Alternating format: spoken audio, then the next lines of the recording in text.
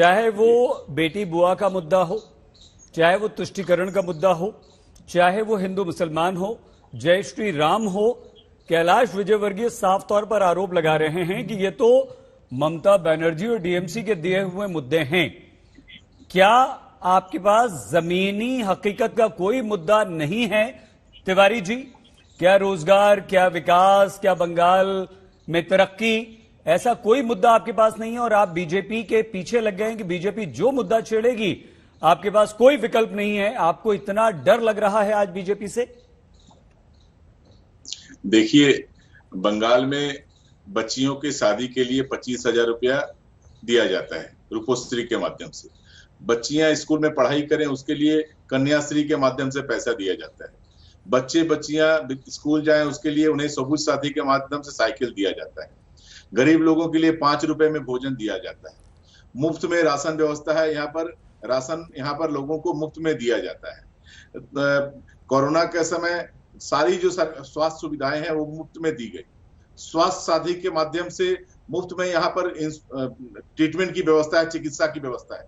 ये सारे ऐसे मुद्दे हैं जिनको चुनाव के समय इनसे बेहतर उनके पास क्या है, भारतीय जनता पार्टी के पास, वो ला सकते थे। लेकिन चूंकि हमारे जो जन कल्याण के जो योजनाएं हैं, इससे बेहतर भारतीय जनता पार्टी के पास और कुछ नहीं है, इसीलिए दूसरे मुद्दे वो जानबूझकर चुनाव के समय लाते हैं।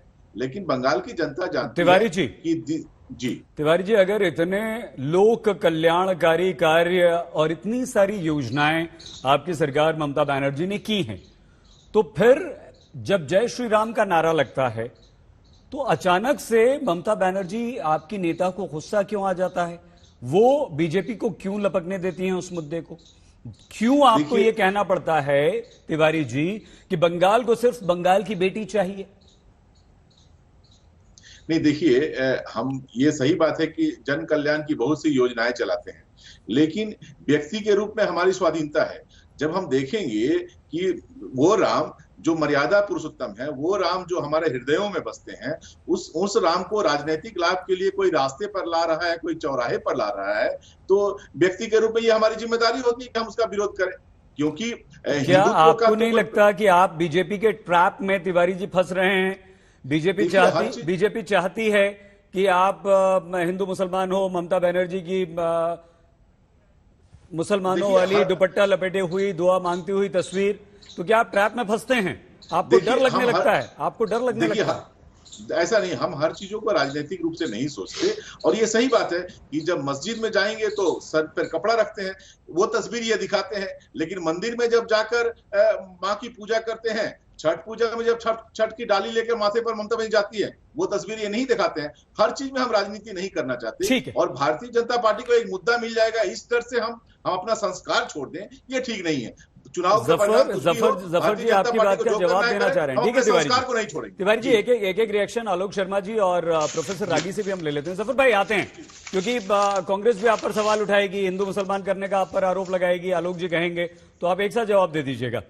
आलोक शर्मा जी, वो बंगाल जहां पर 35 साल तक लेफ्ट ने राज किया, आज उन्हीं लेफ्ट दलों के साथ मिलकर आपको चुनाव लड़ना पड़ रहा है, उनका सहारा आपको लेना पड़ रहा है, स्थानीय दलों को आपके साथ अपने साथ मिलाना पड़ रहा है।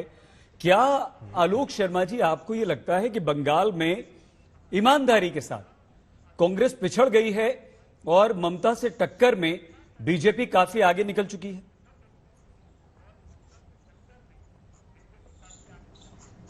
देखिए, मुझे लगता है सईद भाई कि 1989 के बाद से पूरे देश में ही कोएलिशन गवर्नमेंट्स हैं।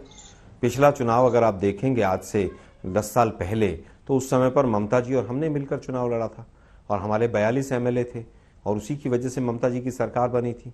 लेकिन उसके बाद ममता जी के जिस तरह के क्रियाकलाप थे, हम उनसे दूर हुए और स्वाभाविक है कि लेफ्ट के साथ हम यूपीए 1 में भी रहे, हम चुनाव लड़ रहे हैं उनके साथ। बीजेपी भी तमाम राज्यों में तमाम दलों के साथ लड़ती है, वहां पर केंद्र में भी अगर है तो 48 पार्टियां थी बीजेपी के साथ। वो अलग बात है कि शिवसेना अकाली सब छोड़कर चले गए।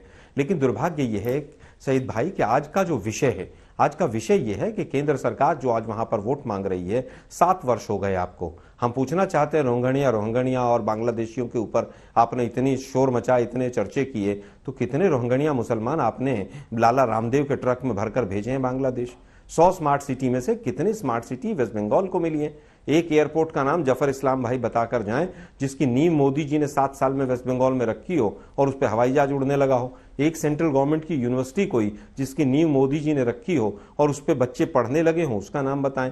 एक कोई एम्स बना दिया हो, IIT बना दी हो। मुझे लगता है कि आज जो मुख्य मुद्दे हैं उन पे न ममता बनर्जी बात करना चाहती हैं न बीजेपी बात करना चाहती हैं। कोई बुआ की बात कर रहा है, कोई बेटी की बात कर रहा है। जितने तमाम भ्रष्टाचारी लोग थे जिनकी सीढ़ियां देते थे ये लोग, जिनकी सीढ़ियां बनाते थे बीजेपी के लोग, कि ये सबसे भ्रष्ट लोग हैं। नमस्कार, मैं हूं अंजना ओम कश्यप। हमें उम्मीद है ये वीडियो आपको पसंद आया होगा। लेटेस्ट खबरों के लिए यूं ही देखते रहिए आज तक और इस वीडियो के पसंद आने पर लाइक, शेयर एंड सब्सक्राइब करना ना भूलें।